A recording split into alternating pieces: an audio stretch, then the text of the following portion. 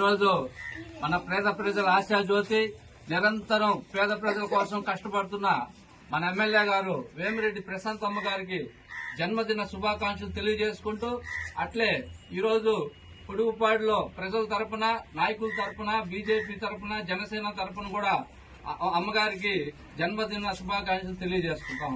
పోతే ఈరోజు కోవూరు నియోజకవర్గంలోనే కని విని ఎరుగని రీతిలో అభివృద్ది కార్యక్రమాలు చూస్తున్నాం.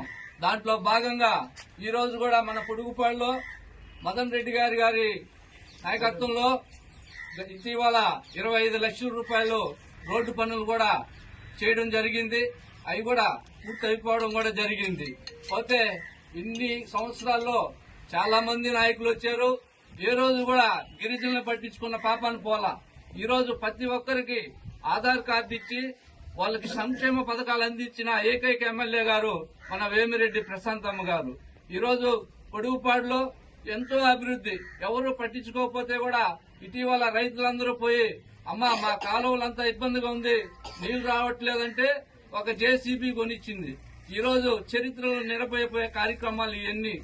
ఈ రోజు ఒక జేసీబీ అంటే 30 లక్షల రూపాయలు పెట్టి కొనిచ్చి ఈ రోజు ప్రతి దగ్గర కాలువల్లో నీళ్లు అందేటట్టు రైతులు ఆనందంగా ఈ రోజు ఉన్నారంటే ఒక వేమిరెడ్డి ప్రశాంతమ్మ గారు ఎమ్మెల్యే గారి ఆశీస్సులతో నేను తెలియజేసుకుంటూ ఈ నియోజకవర్గం ఇంకా అభివృద్ది బాటలో పోతుందని చెప్పి తెలియజేసుకుంటూ మరి ఒక్కసారి మన ఎమ్మెల్యే గారికి ఆ కామాక్షి తాయి మల్లికార్జున స్వామి ఆశీస్సులు వారికి వారి కుటుంబం ఉండాలని ఈ పొడుగుపాడు గ్రామం తరపున అమ్మవారికి జన్మదిన శుభాకాంక్షలు మరొకసారి తెలియజేసుకుంటూ సెలవు.